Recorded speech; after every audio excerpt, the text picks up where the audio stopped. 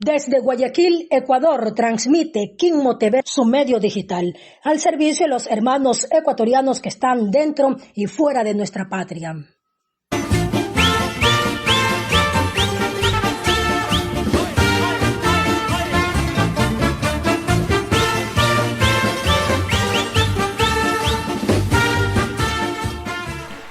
Hermanos ecuatorianos, buenas noches, bienvenidos a Opinión y Controversia de hoy martes 27 de mayo del 2025.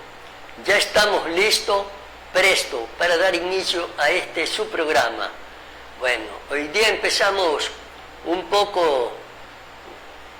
bastante atrasado debido a que estaba jugando Barcelona, o sigue jugando, producción, sigue jugando. Sí, sigue jugando, bueno. Copa Libertadores de América, iba ganando 1-0 a Independiente del Valle y lastimosamente perdió, yendo ganando perdió 1-2, Independiente del Valle 2, Barcelona 1. Bueno, un golazo de Felipao Caicedo en Barcelona, pero no le dio para el triunfo. Es así que Barcelona queda eliminado ahora sí ya de Copa Libertadores. Tendrá que dedicarse y jugar solamente campeonato nacional, ¿no? Mientras que con este triunfo, Independiente del Valle jugará Copa Sudamericana. Bueno, terminó ya el partido, perdió Barcelona, ganó Independiente y hasta allí nomás, porque nosotros no somos deportivos. ¿Sí? Bueno, ya estamos con ustedes. Y el día de anoche nosotros hablábamos sobre el equipo que acompañaría al presidente Daniel Noboa, me refiero a su ministro, y el día de hoy fueron ratificados la mayoría de ellos. Hubo cambios, sí, 3 cambios, 3 ministros se fueron. No son nuevos porque han estado ya ejerciendo funciones dentro del gobierno como subsecretario de Salud. Se fue el ministro Lama era, ¿no? ¿Sí? Y ahora está como ministro el subsecretario que era de Salud. Bueno, lo cierto es que tuvimos eco y el gobierno hoy día ya prácticamente ratifica a la mayoría de sus ministros. Es que la verdad era que estaba en acefalía el gobierno. Ya los ministros habían cesado sus funciones, habían dejado de ser ministros hasta el 13 de mayo, hasta el 13 de mayo, no, pues hasta el 23. Me estoy confundiendo con las elecciones del 13 de abril. Hasta el día 24 de mayo, antes de la ceremonia de cambio de mando, ellos eran ministros, pero una vez que se instaló ya la ceremonia para el cambio de mando, cesaron en sus funciones. Y bueno, lo importante es que ya está entonces ahora sí ya el gabinete del presidente Noboa. ¿Qué le parece, ingeniero? No es que nos alabamos, pero bueno, mire usted, ingeniero, eco en lo que anoche nosotros hablábamos. Creo que fuimos el único medio de comunicación que nos referimos al respecto de que los ministros habían cesado en sus funciones, ingeniero, y esa era la verdad. Buenas noches. Buenas noches, Julio. Bueno, yo pienso de que en primer lugar hay que dejar bien clara la posición nuestra, ¿no? No es el ánimo de causar cualquier malentendimiento. Lo importante aquí es que tenemos nosotros la claridad de señalar las cosas como son. Efectivamente, Julio, el malestar radicaba en que si no se los había nombrado ya no eran, ¿no? Hoy ya se los ha ratificado y en buena hora que eso le da la parte legítima a cada uno de ellos, ¿no? ¿Ya? Y así evitar cualquier tipo de accionar. Entonces, es necesario que el país entienda de la parte fundamental. Uno aquí se trata es de orientar correctamente, hasta muchas veces, por ejemplo, parece exagerado, pero no, señores, la cosa es clara y hay que terminar bajo este punto de vista. Es importante también destacar, Julio, algo nuevo que yo acabo de escuchar, lo del gobierno va a implementar políticas de Estado. Ojalá, Julio, ojalá esto nos permita afianzar, porque el tema de política de Estado es riesgoso, 100%. Bien riesgoso para el panorama político partidista de los señores que están encaramados en el poder. Pero te digo, en el fondo, si se coge una ruta una ruta política con una política de Estado, me parece algo muy coherente, porque las cosas no se pueden desarrollar en 3, ni en 4, ni en 5 años. Las políticas de Estado siempre se desarrollan a largo plazo y esto determina el sacrificio. Significa de que vamos a tener, ¿no?, dentro de un proceso una austeridad, cierta inconformidad, pero el reflejo fundamental es a largo plazo. Por eso es que casi ningún presidente se atrevía a montar este tipo de políticas. Hoy yo escucho al gobierno accionar, que me parece una forma muy responsable, pero muy profesional, de tratar de avanzar en este país. De ahí el resto, pues, nosotros también asimilábamos algo que iban a ser ratificados la gran mayoría, porque no se había escuchado mayor cambio. Porque los cambios ya prácticamente deberían de estar listos, ¿no, verdad? Si eso no ocurría, se suponía por lo general de que iba a ocurrir una gran ratificación, como aquí se acabó de mencionar, y precisamente, Julio, tú lo has dicho bien claramente, ¿no? 3 ministros nomás en los que se han ido, el resto de todos han sido ratificados, y algunos, bueno, han asumido y han sido funcionarios del mismo gobierno. Así es, ingeniero. Bueno, la información que usted está dando parece acertada. Lo importante es que el país avance en estos cambios que son de verdad muy alentador, pero ojalá que se cristalice todo lo que el presidente se propone, pese a la realidad crítica en que nos encontramos. Crítica en el sentido de las arcas fiscales, porque para todo esto lo que él se ha propuesto necesita y requiere de dinero, y las arcas fiscales prácticamente están en cero. Esa es la verdad, esa es la realidad. Ya continuaremos detallando más de lo que está pasando, de lo que está ocurriendo aquí en el país. A ver si, producción, damos a conocer los ministros que han sido prácticamente ratificados en su totalidad y cuáles son los cambios que se han hecho. Adelante, tenemos ya la información que da a conocer. Muy buenas noches, amigos de Quimmo TV Digital. Así es, el día de hoy se dio esta reunión por parte del gobierno nacional en el Palacio de Carondelet, donde se hizo lo que es la ratificación de alrededor de 20 ministros, unos cuantos nomás han dejado la cartera. El presidente lo que hace es ratificar, entonces es al ministro José de la Gasca en su cargo en el Ministerio de Gobierno, Mateo Julián Estrella Durán como ministro de Turismo, Harold Andrés Burbano Villarreal como ministro de Inclusión Económica y Social, Juan Bernardo Sánchez Jara como ministro de Salud. Ellos fueron designados. También el mandatario ratifica también lo que es a Gabriela Sommerfeld como ministra de Relaciones Exteriores y Movilidad, Giancarlos Lofredo como ministro de Defensa Nacional, Zaira Moya como ministra de Economía y Finanzas, John Reinberg como ministro del Interior, Alegría Crespo como ministra de Educación, Roberto Luque como ministro de Transporte y Obras Públicas, Ivonne Núñez como ministra de Trabajo, Danilo Palacios como ministro de Agricultura y Ganadería, Luis Alberto Jaramillo como ministro de Producción, Comercio Exterior, Inversión y Pesca, Inés Manzano como ministra de Energía y Minas, Humberto Plaza como viceministro de Desarrollo Urbano y Vivienda, José David Jiménez Vázquez como ministro de Deporte, Irene María Vélez Forman como secretaria general de Comunicación de la Presidencia, José Julio Neira Hansen como secretario general Integridad Pública.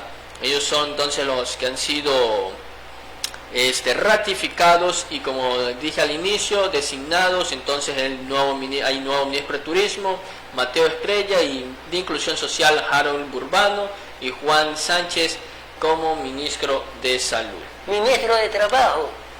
Se ratifica, Sí. queda ya le digo el nombre, se me fue el nombre de la ministra, Ivonne Núñez, ese es el nombre de la ministra de Trabajo, queda ratificada ella. Porque había renunciado, era Sí. su renuncia era irrevocable, bueno. María Luisa Cruz Riofrío, en cambio, ya fue designada ministra de Ambiente, Agua y Transición Ecológica, que esa es otra cartera de Estado, no es la misma. Inés Manzano, ella es Energía y Mina, por si acaso, ya que algunos ciudadanos tienden a a confundir esta parte, pero ya no es ministra de Ambiente, Inés Manzano. Ya, es de energía, pero así es, energía y mina. Bueno, Giancarlo Lofredo fue ratificado como ministro de Defensa. Sí. Es decir que, bueno, se rumoraban, yo no quise lanzar porque no era ético, no.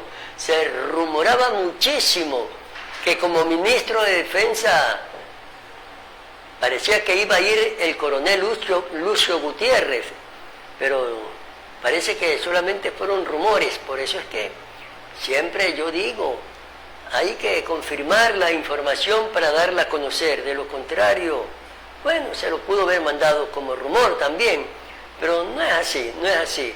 Entonces Giancarlo Lofredo continúa como ministro de Defensa y no Lucio Gutiérrez, el coronel, como se estaba dando a conocer a través de informaciones, ¿no? Son informaciones las que llegaban a uno. Ya está entonces, ahora sí, el gabinete del presidente Noboa, y bien por nuestro país.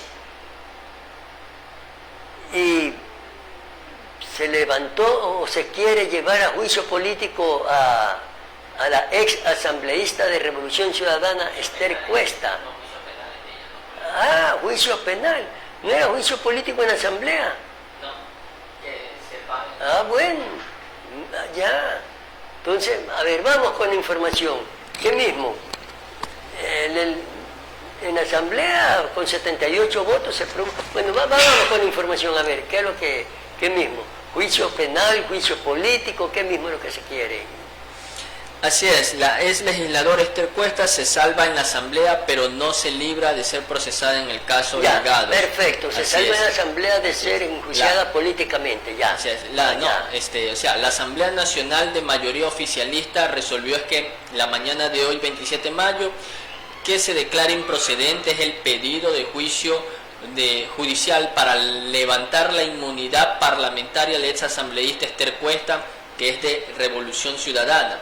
Esta decisión la tomaron con 78 votos afirmativos, 65 negativos y 6 abstenciones durante la sesión del Pleno convocada para el día de hoy, donde se estaba tratando este caso. El pedido había sido formulado por el conjuez de la Corte Nacional de Justicia, Hernán Barros, en el marco del denominado caso Ligados, que investiga lo que es una presunta red de corrupción para la determinación de cargos que vincularían al correísmo.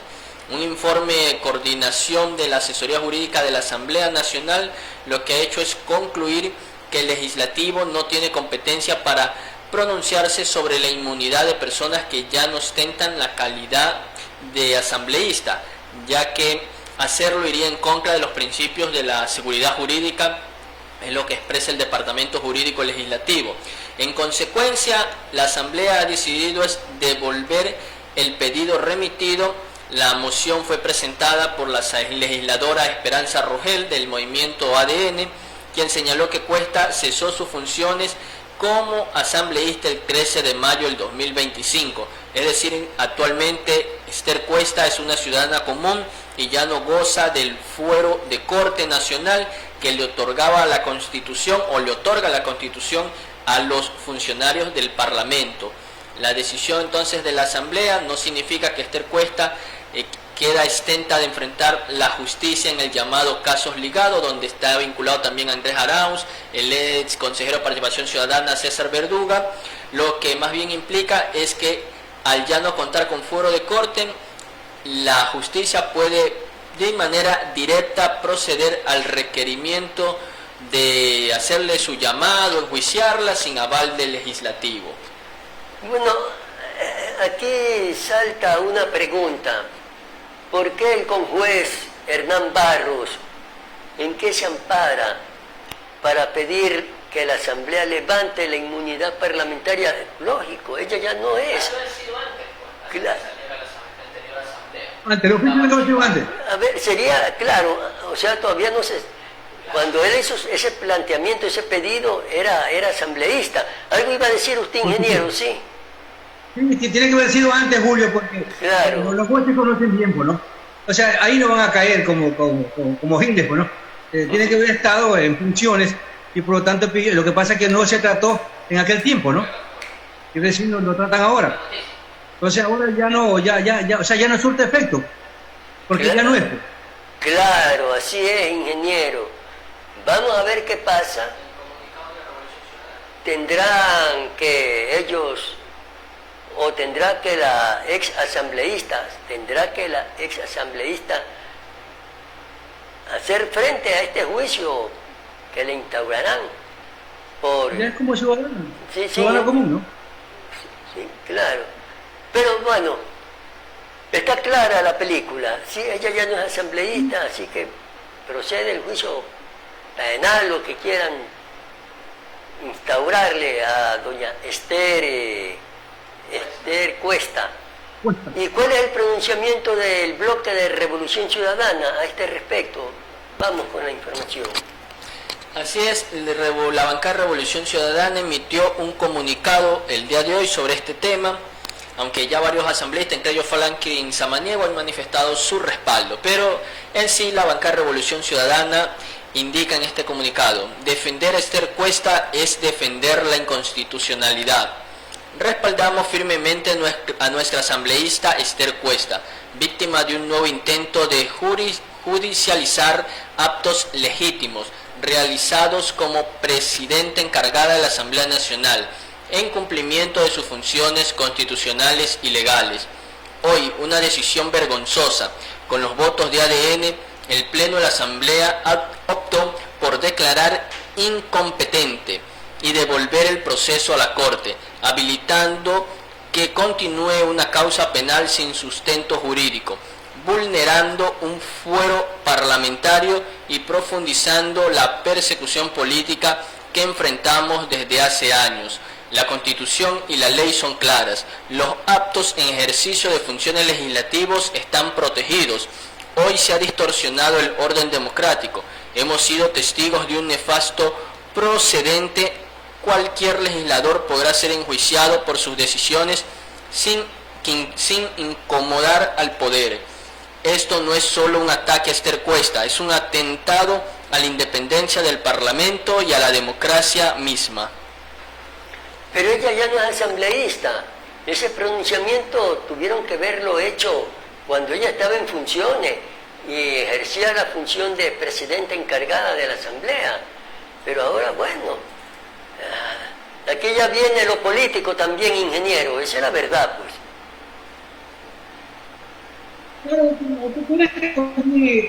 Cuando ellos estaban corriendo, lo trataron cuando ellos estaban ahí. Precisamente porque iba a haber inconvenientes. Por supuesto que iban a perder, pues, ¿no? Entonces, como no habían los votos necesarios, entonces mejor lo dejaron ahí tapiñado, como dice la gente, guardado, lo ponían bajo el sobre, y ahora de ley tuvo que salir. Entonces, una vez ya eso queda libre. Así de sencillo es el asunto. Así es, claro. Así es, ingeniero. Sí, así Ya no es. pertenece al Parlamento Nacional. Cualquier parlamento le va a dar un sí o un no. Simplemente porque una proposición devolver y se acabó el problema, porque ya no es. Bueno, lo importante es que si amerita, si procede, que es lo correcto en jurisprudencia, si procede este juicio, bueno, pues tendrá que enfrentar a la justicia la ex asambleísta Esther Cuesta. Pero también hay que resaltar y decir que todo esto tiene un matiz político. Está bien, si amerita, si procede, está bien.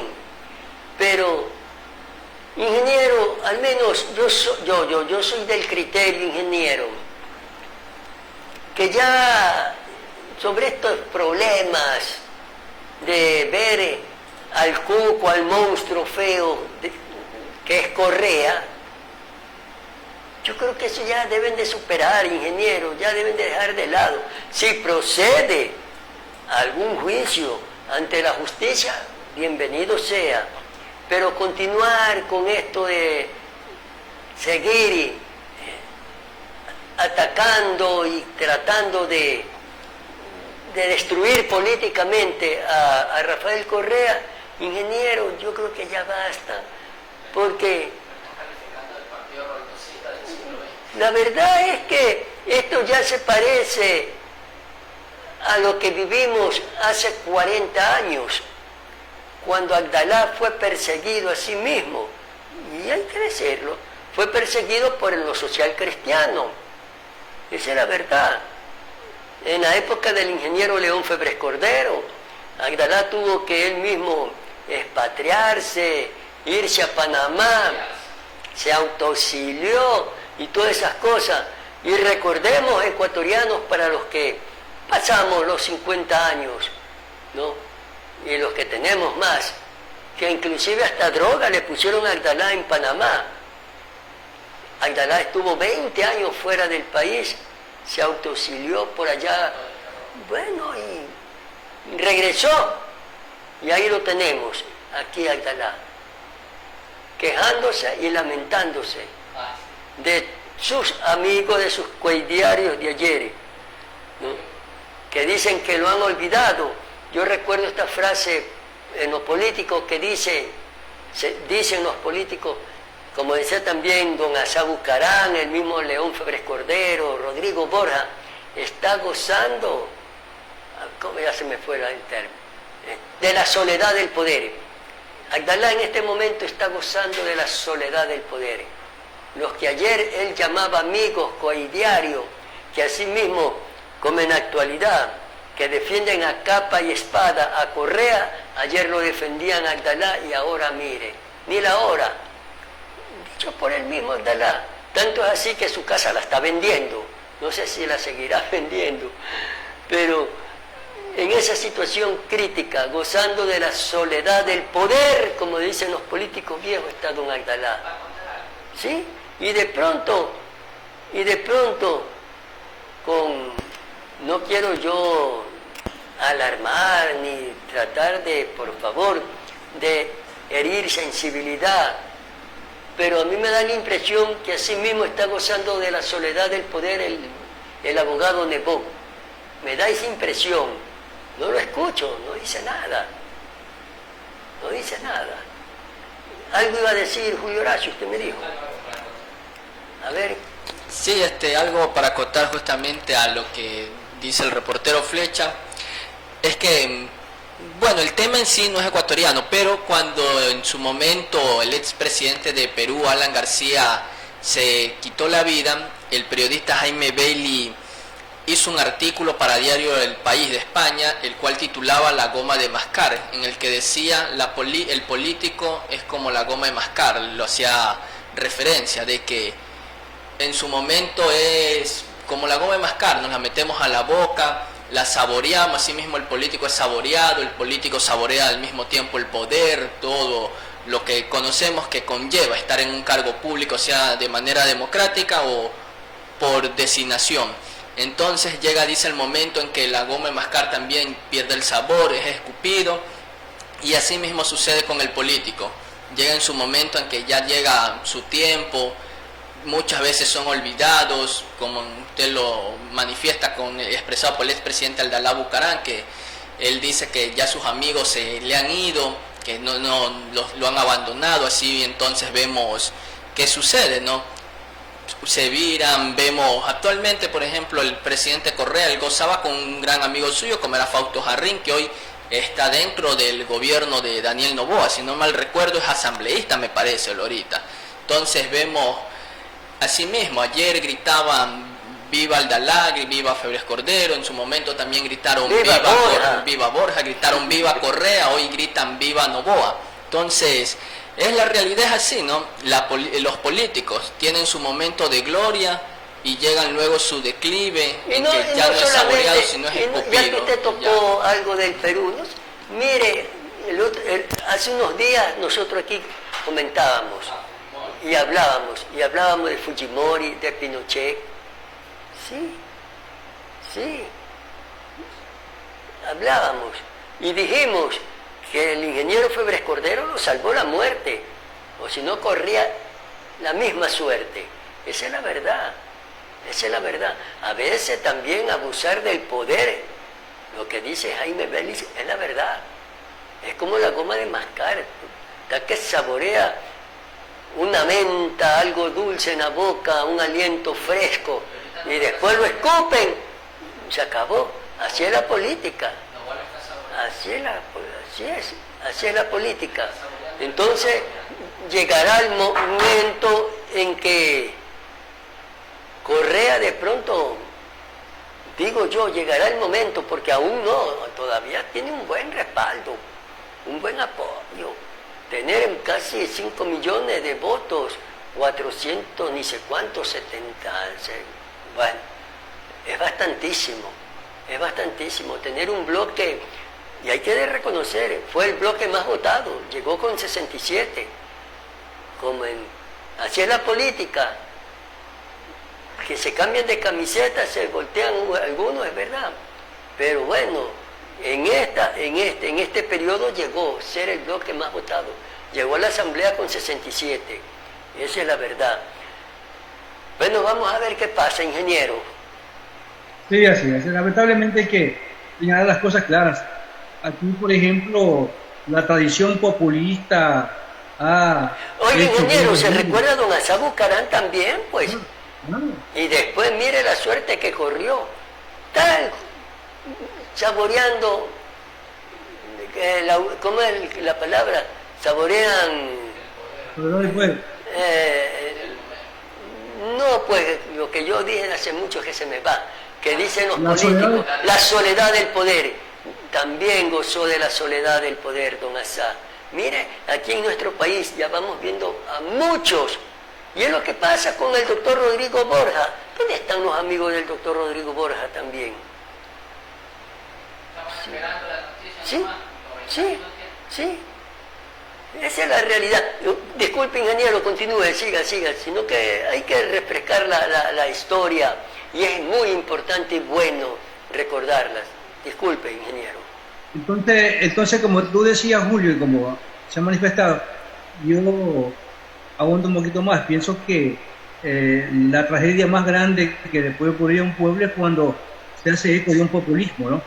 Y hay que ser claro en esto, porque los grandes partidos, sea de izquierda o de derecha, por ejemplo, están convertidos en caudillos populistas y no han hecho procesos políticos. Y eso ha determinado de que termina un periodo y comienza otro, ¿no? No hay una secuencia, no hay una cotidianidad apreciable en principios políticos ya establecidos, sino que todo es cambiable en esta situación. Entonces, pues, de lado y lado, y en eso comparto contigo 100%, Julio, tanto la derecha como la izquierda, pues, tienen sus cosas buenas y sus cosas malas, ¿no? Y eso ha permitido que el país esté de tumbo en tumbo, ¿no? No hay una definición clara, no hay una política de Estado clara. Esperemos que las cosas cambien, Julio. Esperemos que las cosas cambien, ¿no? Sí, así es, ingeniero. Mire que hemos hablado de expresidente de otros países y han saboreado la soledad del poder después de saborear. Oiga, ¿se recuerda usted? Abdalá, chica, Abdalá era pero un ídolo que lo que faltaba era ponerle una vela nada más, poner la foto de Abdalá y una velita, eso faltaba con Abdalá.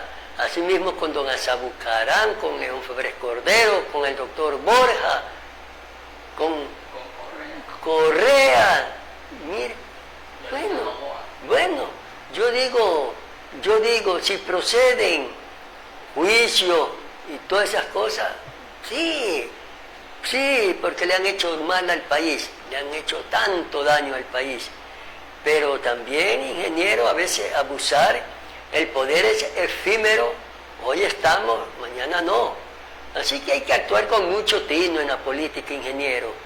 Por eso es que yo siempre he dicho, político no, periodista sí. Y es lo que yo le inculcaba a mis hijos, bueno, política no.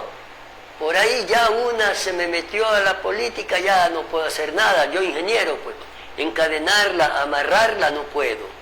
Que estuvo de candidata, ya pues, ya no puedo. Sí, ingeniero, sí. Usted como periodista tiene una conexión histórica, ¿sabes? Y eso, por ejemplo, es importante, ¿no? El periodismo ecuatoriano, pues, hay referentes muy importantes cuando un periodista se conecta con la historia, ¿no? Y es algo pero prioritario en la información, porque tú no puedes vivir solamente de una noticia presente sin tener la historia de la noticia, porque simplemente pues das una noticia hoy día que está vigente, pero sin embargo cuando el periodista tiene la conexión con la historia, inmediatamente saca la historia y dice, esto ocurrió en tal año, en tal gobierno, y hoy lo tenemos aquí presente, sencillo, así. Entonces, Julio, es importante eso, y aquí pues usted pues es un referente y hace de esa noticia que sea cada vez más objetiva y más verídica, sin entrar pues con el cinismo que mucha gente señala y la parte de la pasión que otros evocan al líder actual, pues, ¿no? Más bien ser pragmático en la información, que es lo que a unos no les gustará, pero a otros les estamos dando luces, porque aquí tratamos nosotros de dar este tipo de incentivos, de motivación, que permitan recordar la historia y no cometer los mismos errores anteriormente. Así es, Julio. Sí, ingeniero, así es, esa es la realidad que tenemos, no solamente aquí en el país, sino en el mundo, esa es la verdad. La realidad del político, cuando está saboreando el poder, la gloria, es bonito, pero después todo tiene un límite, pues no, y todo tiende a acabar. Por eso es que yo digo siempre que hasta en la cima de la vida hay que saber perder, para que después ya no lo tome como por sorpresa, como es el caso, ya no quiero mencionar, ya lo hemos nombrado, y hemos nombrado algunos que aún están con vida aquí en el país, y usted ve, no pasa nada, chao. El más antiguo, el que dio el golpe del Estado Bombita, todavía vive. Sí, así es, ingeniero, tiene razón, así es. Bueno, y un nuevo proyecto de ley envió a la Asamblea el presidente Noboa. Bueno, vamos con ese nuevo proyecto de ley que ha enviado a la presidencia, a la Asamblea el presidente Daniel Noboa. Este proyecto de ley hace ciertas reformas a la ley de ley orgánica del Sistema Nacional de Contratación Pública, implementando conceptos internacionalmente avalados como la compra pública de innovación o la compra pública con el concepto de mejor valor por dinero, es decir, comprar lo de calidad. Además de eso, esta ley reduce las atribuciones del Servicio Nacional de Contratación Pública para que no exista el alto riesgo de que el SERCOP detenga o impida que se desarrollen normalmente los procesos de de contratación pública a pretexto de un control. Es decir, que aquí estamos implementando que los controles sean automatizados y bajo principios y estándares objetivos, para que el criterio del servidor público no pueda ser subjetivo en unos procesos y en otros de otra forma o de forma distinta, y que eso provoque una manipulación para la corrupción. Asimismo, estamos implementando mecanismos para que los proveedores puedan tener una categorización según su nivel de experiencia y sobre todo la integridad que tienen de por medio. Aquí necesitamos que todos colaboren, y los proveedores que sean los que nos notifiquen y nos permitan llegar a resultados para combatir la corrupción, detectar la corrupción y combatirla, serán catalogados como proveedores con mayor integridad dentro del registro de proveedores. Es decir, menos trámites. Bueno, ahí escuchamos, ingeniero, ese nuevo proyecto de ley que envió el presidente Noboa a la Asamblea. Bueno, nosotros hemos dicho sobre respecto, ¿no? Y mire cómo son las coincidencias, ¿no? Aquí, por ejemplo, siempre se ha hablado de los procesos de compra de bienes y inmuebles también de parte del Estado, ¿no? Y casualmente ayer señaló que era sencillo nomás negociar de Estado a Estado, que el Estado negocie directamente con empresas, sino que ocurre que se arma una concesión, por ejemplo, de tal ministerio, y ese ministerio le pide a una empresa, esa empresa le pide a la otra, y la otra le compra al Estado chino, al Estado americano, al Estado europeo, o sea, y eso genera pues una cadena de mínimas utilidades y de poquillos porcentajes, que cuando tú haces la compra pues te acumula pues, y un tractor puede ser que un carro que cuesta, por ejemplo, 19.000, 20.000 $, ¿no? En una práctica solo cuesta 14.000, 12.000 $, ¿no? Y esto es real, esto es real. Esto se ha venido manejando en el país años de años. Al tratar de buscar una solución más cómoda, urgente, y eliminar toda esa cadena de intermediarios que hay en los procesos, estamos hablando de un proceso de autoridad. Y yo algo decía ayer, Julio, y mire, casualmente esta ley permite al gobierno abordar cualquier cantidad de recursos, ¿no? Porque estamos hablando de valores ya económicos que en los procesos se iban a bolsillos de intermediarios, encareciendo cada uno de los bienes y servicios del proceso. Así de sencillo. Sí, así es, ingeniero, así es. Bueno, ¿y qué pasa con el asambleísta Samuel Segeri, que pide información de lo que ocurrió ayer en Esmeraldas, allá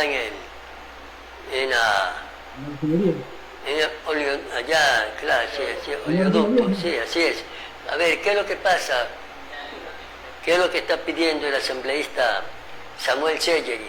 Sí, él es asambleísta por la provincia de Esmeraldas, pero en la actualidad es asambleísta ya nacional, pues no. Está bien que tiene que ver y vigilar los intereses de su provincia, me parece bien.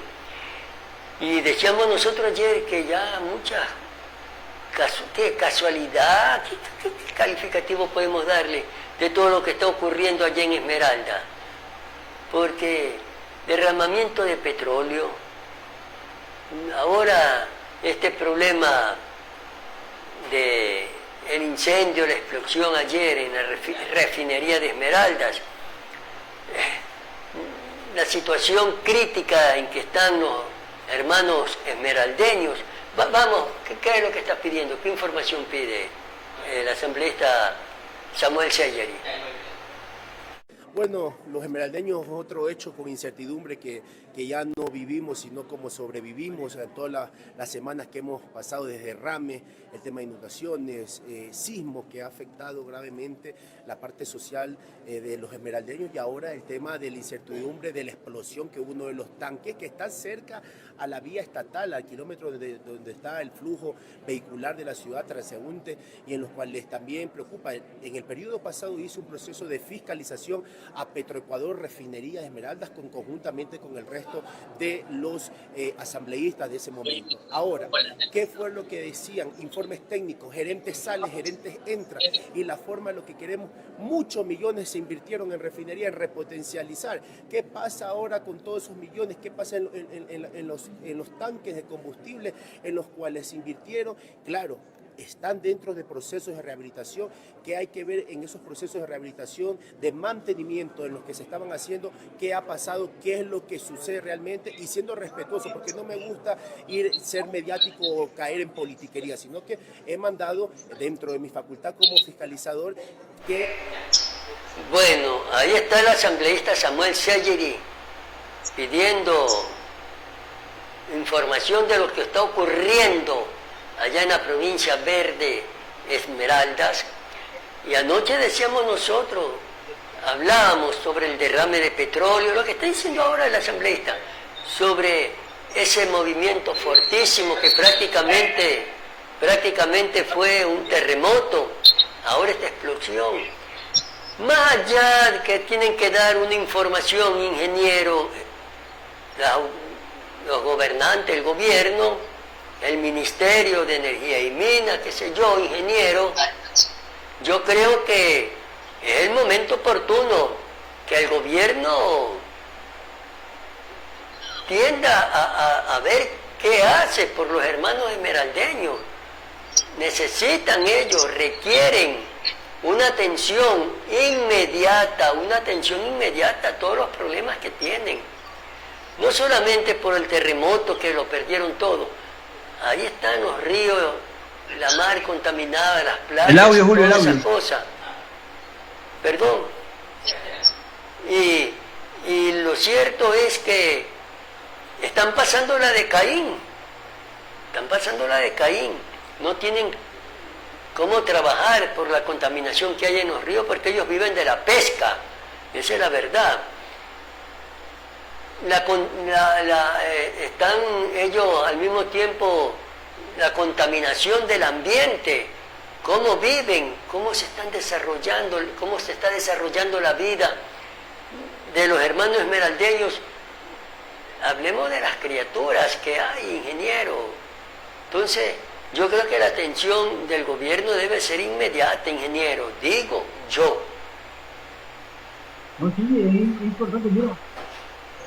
A veces nosotros señalamos ciertas acciones, ¿no?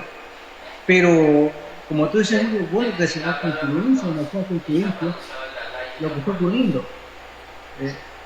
En Esmeralda han pasado eventos sumamente importantes que en muchos de los casos, pues, se han convertido en desastres, ¿no?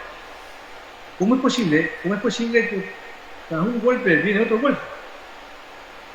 Y lo que consigue aquí es que la contaminación sigue aumentando.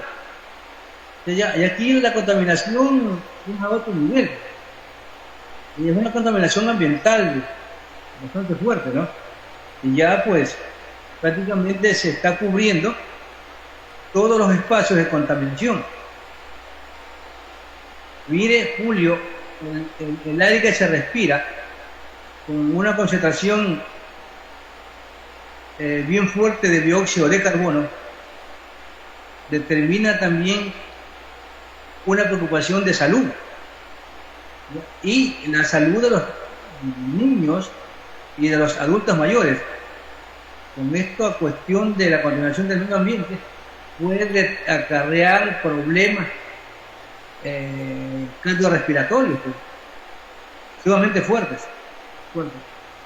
Entonces, si algo comenzó, pues esto ya comienza a formarse ya cotidiano, y las emisiones que se están emitiendo ahorita son cada día más concentradas y más fuertes.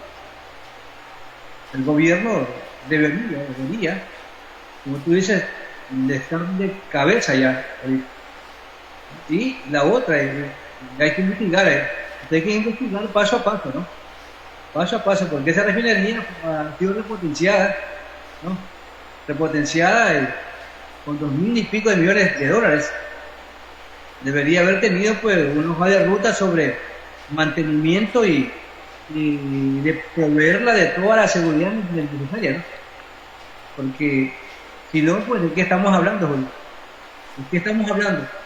Mi pobre ciudad verde, contaminada hasta las cachas. Sí, ingeniero, así es. La atención debe ser, pero inmediata, por parte del gobierno, por parte de las autoridades, para los hermanos esmeraldeños. Esa es la realidad y esa es la verdad. Bueno, ingeniero, y anoche nosotros también hablamos sobre el discurso del presidente de la República y de lo que no dijo. Y el día de hoy muchos medios de comunicación también ya trataron ese tema, ingeniero. Trataron ese tema de que el presidente quedó debiendo mucho, ¿no?, a los ecuatorianos. Pensábamos nosotros que éramos el único medio de comunicación que habíamos tocado, pero el día de hoy muchísimos medios que estuve monitoreando tocaban el tema con invitados y todas esas cosas. Ingeniero, y yo algo dije, quedó debiendo porque no habló nada sobre el sistema agrícola del país, que es lo que va a hacer el gobierno del presidente Noboa por los agricultores. Ingeniero, y ya que vamos a hablar de aquello de que no dijo nada para el sector agrícola, la semana pasada hablábamos de la triste realidad del maicero. ¿Qué le parece que usted, que conoce y es un doctor en estos problemas de la agricultura, porque usted es agricultor, ¿qué le parece si ahora sí nos da información, ¿sí?, de cuál es la triste realidad del maicero y del arrocero, ingeniero? Bueno, Julio, la realidad no está fuera de foco, ¿no? La realidad está vigente.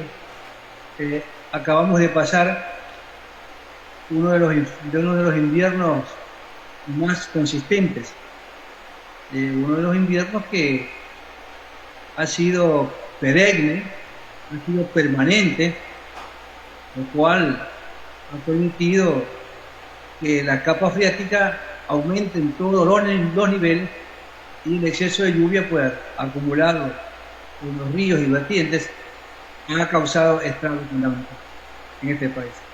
Y no puede ser de otra manera, ¿sabes? No puede ser de otra manera, ¿sabes? El maíz es una planta que no requiere de mucha capacidad hídrica, es decir, no requiere de mucha agua, ¿no? En su primer estado, en el estado, o sea, las primeras etapas, y la otra ya en la etapa de cosecha, prácticamente cuando se forma la mazorca, ya no se requiere de mucha agua. Eso ha permitido pues de que el sector maicero de este país tenga sus dos fuertes enemigos al inicio de la siembra, y lo que pasaron en esa etapa pues los cogió en el proceso final, que es ya de la cosecha. Ha habido y va a haber seguro una merma en la producción global, y Dios mediante, pues el gobierno pues emitió un decreto de respaldo mediante los consejos consultivos, donde se fijó pues el precio mínimo de sustentación, lo cual pues da un contraste, porque al mismo tiempo el ministerio autorizó pues una de las importaciones más grandes de maíz. Entonces esto contrasta, te digo, con el precio, porque los señores empresarios no estarían en facultad de pagar el precio oficial teniendo pues, un precio totalmente bajo y sumamente accesible para ellos. El sector maicero, pues, en este instante, pues, tiene conflicto, a pesar de que se... Ingeniero, ¿cuántas hectáreas de maíz y de arroz se perdieron en este invierno?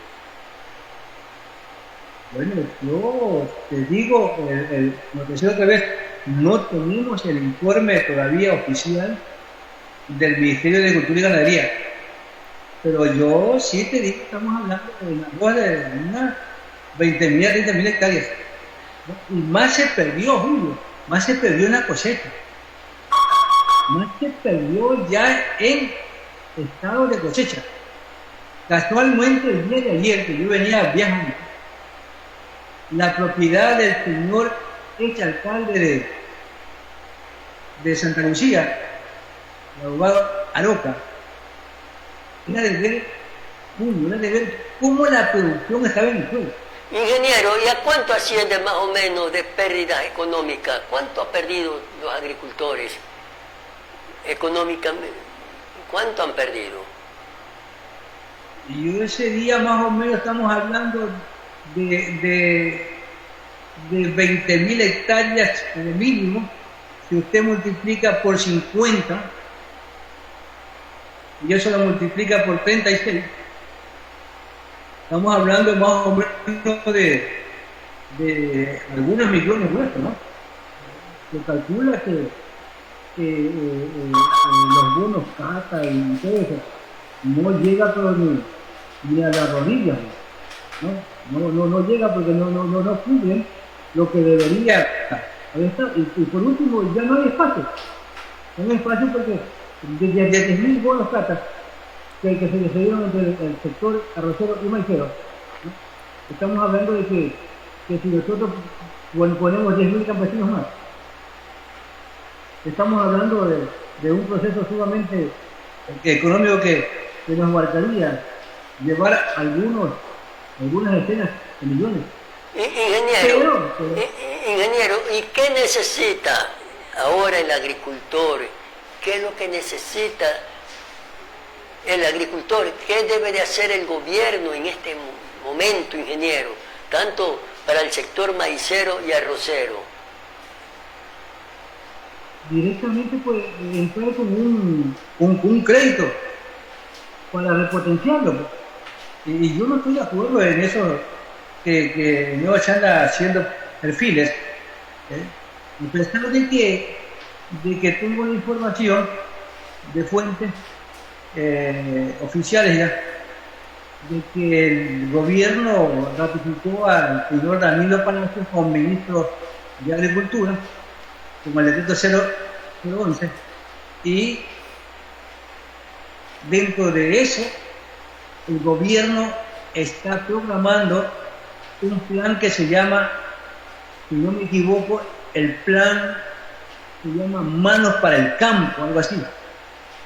Pero Manos para el Campo, Julio, están dentro de un proceso que se llama política de Estado.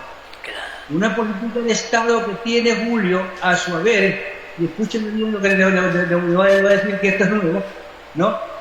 A su haber, con 10 puntos programáticos en 10 años.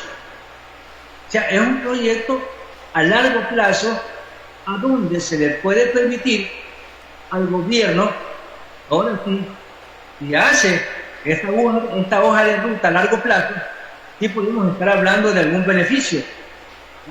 Porque es cierto, por ejemplo, nadie puede decirle al ministerio que puede inventar o sacar, por ejemplo, un mejoramiento genético en este caso arroz y maíz de la noche a la mañana, porque se requiere tener procesos establecidos de cruzamientos de los genes reproductivos y tantas cosas. Y es un problema científico ya, a donde se requiere tener pues un proyecto de esta naturaleza que determine pues a unos 3, 4, 5 años por lo menos tener ya una variedad de maíz nueva y no tener el problema de estar importando esas AAA que vienen de Brasil, del nuevo continente, bueno, del viejo continente, que vienen de otras partes. Una fundita de maíz le cuesta 300, 400 dólares. Entonces, ¿quién va a tener esa cantidad de plata solamente para invertir en eso?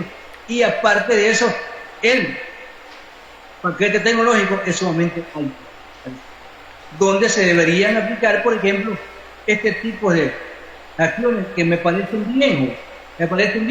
Entonces, cuando tú miras eso y ahí dices, bueno, vamos a tener una proyección, una política agrícola y pecuaria a largo plazo que termina pues con beneficio. Pero lo otro, Julio, lo que tú preguntas es, ¿qué hacer ahora? O sea, ¿qué hacer ahora con esa gente que perdió? ¿Qué hacer ahora con esa gente que se quedó cruzado de brazos? Y muchos de ellos endeudados con los agroservicios, con las aspiladoras. ¿Qué hacer con esa gente? Entonces debe haber, pues, que no existe, te digo. Ojalá el ministro Danilo Palacio en uno de estos días nos dé una muestra de alerta al servicio de esta gente, que el gobierno otorgue una línea de crédito, por ejemplo, de unos 80 a 100 millones, por lo menos para aliviar y paliar un poco la situación económica de toda esta gente. Ingeniero, usted está dando una cifra de 180 millones, que prácticamente lo pueden hacer, ingeniero, lo pueden hacer, y esos créditos servirían de muchísimo para el agricultor, para el maicero, el arrocero, de manera especial. Oiga, ingeniero, eso es ya. Sí, Julio, pero eso es ya, pues. O sea, esto no es para mañana. Se termina esta cuestión, Julio. Allá quería llegar, ingeniero. Sí, eso tiene que ser, pero ya, lógico. Ya la atención inmediata. Y aquí siempre hemos dicho, poner los ojos en el campo, le hemos dicho a los gobernantes. Pero, ingeniero, no lo hacen, no sé por qué no lo quieren hacer. No lo quieren, no sé. Todo es el petróleo, ingeniero, y hoy en día el petróleo usted ve cómo el precio del barril, ¿cuál es? Hasta antes de los años 70 el Ecuador vivió de la agricultura y de la ganadería, porque no había petróleo. El petróleo vino después de los 70, a la fecha. Era el boom cacaotero, el bananero, cafetalero y todas esas cosas, ingeniero, del algodón, de todo eso vivió el país. Mire, y la realidad era otra, pero ahora que estamos con el petróleo, mire cuál es la situación real en que vivimos. Entonces, ingeniero, ese tema, mire, ingeniero, porque hay una relación entre el petróleo y la agricultura, lo vamos a tocar, lo vamos a abordar de aquí al viernes, ¿sí? Dejemos material para el viernes, ¿sí? Porque sí, diga, ingeniero, diga. Tú lo que dices, y yo creo que algunas veces se lo mencionamos aquí, es sobre el algodón, sobre el café. Mire que cuando existía el Ministerio de Agricultura ahí en la calle, en la Machala y la famosa licuadora, que ahora hay un parque ahí. Oiga, en ese ministerio existía pues el Programa Nacional del Café y había el Programa Nacional de Oleaginultas. A lo que usted señala, el café y el algodón, ¿no? Y siguiendo la misma ruta, oye, usted se entraba pues de Lomas, Cabanilla, Pedro Carbo, toditas esas lomas eran blanquitas pues en tiempo de cosecha, pues. Era el algodón, pues. Y pasaba de ahí Pedro Carbo, avanzaba usted y entraba la sultana del café, que era Jipijapa. Sí, ingeniero. Era ahí en Quito y Alejo Lascano, ingeniero. Quito y Alejo Lascano. En Quito pasaba el ministerio de ahí. Oiga, y mire, Y mire lo que parece ironía, ¿no? Yo creo que tenía más o menos, calculo yo, unos 12 años, 11 años. Yo también sembré algodón con la finquita que tenía, mis padres, en aquella época. Estamos hablando de 50 años atrás, pues, Julio. Sí, ingeniero, sí. Entonces, donde queremos llegar, ingeniero, es que la solución también, aquí nosotros somos críticos, pero con buenas intenciones, sin el ánimo de perjudicar, sino más bien de beneficiar. Si a veces uno es un poquito duro, es porque queremos que abran los ojos, se den cuenta. El que está afuera es el que se come la película, el que está adentro todo lo ve chévere, bacán, champú, pero no es así, ingeniero. No. En todo caso, ingeniero, ya le digo, dejemos para el día viernes a ver si hablamos sobre el petróleo y agricultura. Y para culminar, ingeniero, donde queremos llegar es que poniendo los ojos en el campo no habrá migración, porque si van a Europa, si van a Estados Unidos, los hermanos ecuatorianos que migran, ¿qué van a hacer allá? Van a trabajar en el campo, ingeniero, esa es la verdad. Esa es la verdad. Y aquí lo venimos diciendo. Y si ponen los ojos en el campo, se va a generar miles y miles y millones de empleo. Y se va a reactivar la economía del país. Julio, mañana quiero que la gente escuche, y mañana puede ver sintonía en la trinchera del agro, porque vamos a hablar precisamente del tema del gran proyecto político que tiene Danilo Palacios como ministro en el gobierno, con una política de Estado que ya la lanzó hoy día, ¿no? Hoy día la lanzó, y mañana nosotros vamos en la Trinchera del Agro vamos a informar lo que tú dices, los miles de trabajos directos, indirectos, y la parte circulante que tiene que ver directamente con la agricultura y mejoramientos genéticos, la comercialización, Julio, que me parece una de las columnas vertebrales fundamentales en el proceso, ¿no? Lo otro, el riego, Julio, el riego, todo eso mañana vamos a estar hablando nosotros, porque todo eso está dentro de este nuevo plan de manos al campo, si no me equivoco, ¿no? Que el gobierno, por intermedio del Ministerio de Agricultura, está implementando. Y yo creo que ha iniciado ya, porque de 84 millones que se daba el presupuesto del año pasado, hoy este año le han implementado 226 millones, que me parece poco, pero por lo menos le ha aumentado más del 100%, y esperemos que este presupuesto por el próximo año se triplique o se cuatriplique, porque para este plan que tiene aquí mencionado se genera cualquier cantidad de gastos, y de dónde va a salir la plata, que es mi gran preocupación. Pero vemos que hay una gran iniciativa, ¿no? Y ojalá, pues si esto va, pues nosotros apoyaremos, porque eso sí, necesitamos mejores semillas, mejores calidad de procesamiento y todo lo que tiene que ver con el proceso agrícola. Sí, ingeniero. Vamos a escuchar, vamos a estar pendientes entonces de su programa, Trinchera del Agro. Están invitados a sintonizar, a ver y a escuchar al ingeniero Carlos Bustamante en su programa, que empieza a las 5, mañana miércoles, 5 de la mañana, hora en que está cantando el gallito. Ahí estará el ingeniero, ¿sí? Hablando de la realidad del campo. Así es, ¿no, ingeniero? Oiga, ingeniero, y nosotros, no sé, pues yo estuve pendiente de los medios de comunicación y casi nada, o poco, o muchos no dijeron nada sobre los 44 años del óbito del ex presidente constitucional de la República, Jaime Roldós Aguilera. El accidente, aquí Quimmo TV sí, nosotros ahí pusimos 3 videos que nosotros tenemos en nuestros archivos, sí.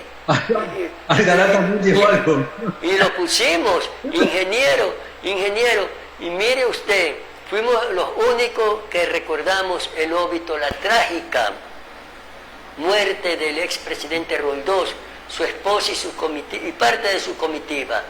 Ingeniero, y oh sorpresa,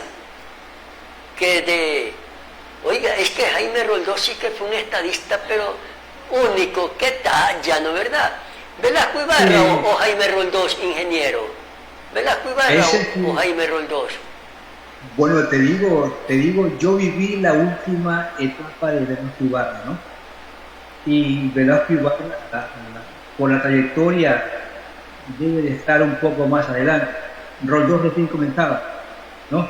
Roldós recién comenzaba y no lo dejaron empezar. Imagínate en ese corto tiempo, ¿no? Pero Roldós era un orador nato, ¿no? Por supuesto, allá llegaba, por eso le pregunto, como estadista, como orador, como político, como líder, porque Jaime Roldós despuntaba como líder latinoamericano, ingeniero. Esa es la verdad, cosa que no fue el doctor Velasco Ibarra.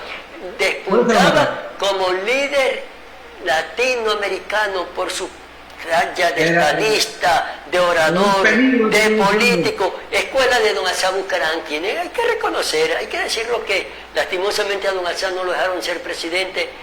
Nos hubiese gustado verlo como presidente, pero ahí estuvo su sobrino, Jaime Roldós, porque fue casado con la sobrina Marta Bucarán. Y le decía, ingeniero,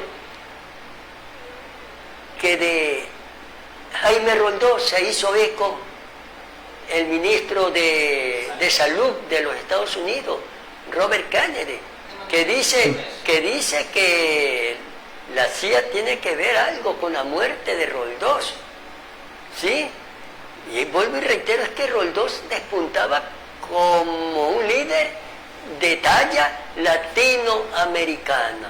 Él no era comunista, él no era de derecha, no, ni izquierda ni derecha. Jaime Roldós fue cefepista, de concentración de fuerzas populares. ¿Sí? Sí, la verdad, sí, apegado al pueblo ecuatoriano. Entonces hay pronunciamiento. El primero que se hizo eco de las declaraciones de Robert Kennedy fue su hermano León Roldós Aguilera, y también su cuñado Abdalá también ha hecho, sí, porque la denuncia, prácticamente una denuncia, la que hace Robert Kennedy en decir que la CIA tiene que ver algo con la muerte de Roldós. Bueno, ese era el plan Cóndor, claro, ese fue el plan Cóndor que se lo denominó en su momento, así es. Y las dictaduras militares negativamente. Sí. Tenemos, oiga, es que Roldós iba por la unidad de América Latina, esa es la verdad. Y ya muchos países se habían hecho eco. Económico de América Latina. Sí, de su ideología ya muchos países de América se habían hecho eco de aquello. Sí, esa es la verdad. Tenemos algo, tenemos información, me dice producción, sobre lo de Roldós. A ver, lo que dijo Robert Kennedy. Ya. A ver, vamos a ver qué tenemos. Así es. Vamos a escuchar. Y con esto nos despedimos, ingeniero. A ver, así es, de hecho, el día de hoy, bueno, como ya manifestó el reportero Flecha, el secretario de Salud de Estados Unidos se pronunció respecto a que habría estado vinculada a lo que es la CIA con el fallecimiento del expresidente Jaime Roldós Aguilera, lo que llevó a que el expresidente también del país, Abdalá Bucarán, se pronunciara y dijera que bueno que después de 44 años un gran político norteamericano reconozca que la CIA mató a Roldós.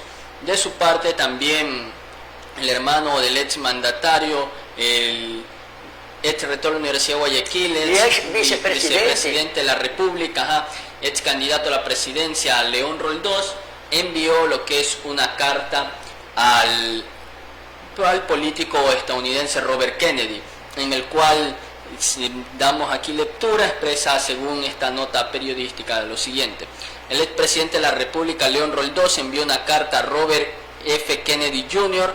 después de que el secretario de Salud de Estados Unidos mencionara que la Agencia de Inteligencia Central de Inteligencia CIA ayudó en el asesinato de su hermano Jaime Roldós Aguilera.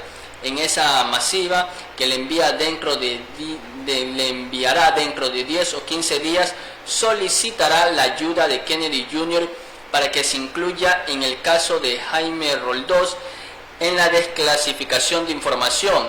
Y es que en enero del 2025 el presidente de Estados Unidos, Donald Trump, ordenó la desclasificación de la información relacionada con los asesinatos de los expresidentes de Estados Unidos, John F. Kennedy, de su hermano Robert Kennedy, y el líder de los pueblos afros y de derechos humanos, Martin Luther King. Kennedy Jr., hijo de Robert Kennedy, hermano del expresidente estadounidense. En esto entonces León pedirá que se incluya en el caso a Jaime Roldós si efectivamente hay documentos que vinculen a la CIA, que sostuvo sedes en Quito y Guayaquil. Me sentí muy descorazonado y desesperado con lo que pasa a Roldós, que probablemente fue asesinado con la ayuda de la CIA, dijo Kennedy Jr. en una entrevista con Diario El Universo a propósito de su visita que hizo el funcionario a Ecuador por la posesión del presidente Daniel Noboa. El presidente Jaime Roldós Aguilera falleció el 24 de mayo de 1981 junto a su esposa Marta Bucarán y el resto de sus tripulantes en un percance de aviación en Loja, aunque las versiones oficiales señalan que la aeronave se chocó contra el cerro Huayrapungo. Familiares y más personas dudan de esa teoría. Documentales y libros consideran que se trató de un atentado porque Jaime Roldós se enfrentó a las dictaduras militares de América Latina que habían en ese entonces. Estaba lo que era Pinochet en Chile, Videla, si no mal recuerdo, era en Argentina. Estaba también Uruguay, Brasil, Paraguay, toda América Latina. Ecuador recién salía con Guillermo Rodríguez Lara y el triunvirato militar. También se habló en su momento de que Ecuador se habría suscrito en el año 78 al Plan Cóndor, que consistía en una conexión entre Brasil, Argentina, Uruguay, Paraguay y Chile para lo que es combatir el comunismo o las personas de ideología de izquierda, comunista, socialista, y que eran apoyados por la CIA. También destacar algo que no se dice sobre este tema y que no es muy conocido, ¿no? Y que hay que decirlo, es que Francia también tuvo mucha participación en este proyecto, de si realmente, aunque se habla que sí existió, según una desclasificación de documentos en Paraguay, es que dio información de este Plan Cóndor, en que Francia apoyó, y de ahí de ellos es que viene todo este caos que se vivió durante las dictaduras en Chile y Argentina, los abusos a los derechos humanos. Todo eso fueron implementados por lo que es la inteligencia militar francesa, que la aplicaba ya en su época cuando era Argelia, norte de África, colonia de este país europeo. Bueno, con esto estamos culminando, ingeniero, opinión y controversia de hoy martes 27 de mayo, reiterando de que, bueno, nosotros como medio de comunicación sí estuvimos pendientes y recordamos el 24 de mayo el trágico accidente aviatorio donde perdió la vida el expresidente Jaime Roldós. Ahí ustedes pueden ver, entrar a las páginas de Kinmo TV, ahí tenemos 3 videos, ¿no?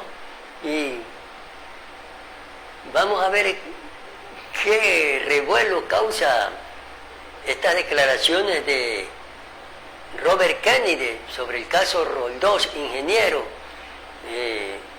Y esperemos... Robert Kennedy ahí eso porque ellos ya han de haber leído, pues. Ya han de haber leído. Y ya eso, ya como está, ya desde todo conocimiento, esta información está libre. Sí. Sí. Porque de por gusto no lo va a decir. Sí. En su momento, Abdalá, todos decían que no les parecía que el avión se haya estrellado contra el cerro Huayrapungo allá en Loja, sino que fue un atentado. Bueno, y en verdad que América Latina estaba llena de dictaduras, y Roldós se oponía a aquello, ¿no? Y esa era la posición de su partido también y de su líder del CFP, don Asa Bucarán. Y como hemos dicho, Roldós despuntaba como un líder latinoamericano, indiscutible, indiscutible, como político por su talla de estadista y de orador. Por eso yo le preguntaba al ingeniero, ¿con quién se queda? ¿Con Velasco Ibarra o con Roldós? En lo político, orador y la talla de estadista, ¿no? Increíble, increíble. Siempre Ecuador tiene lo suyo también, ingeniero. Así es. Nos despedimos. Bueno, nos queda más que despedirnos de nuestros hermanos ecuatorianos dentro del país y los del exterior también, los hermanos emigrantes que siguen día a día esta circulación estelar de opinión y controversia. Felicidades y muy buenas noches y hasta mañana. Y no se olviden de escuchar a las 5 de la mañana la atención del Agro, aquí en Quimmo TV Radio. Muy buenas noches.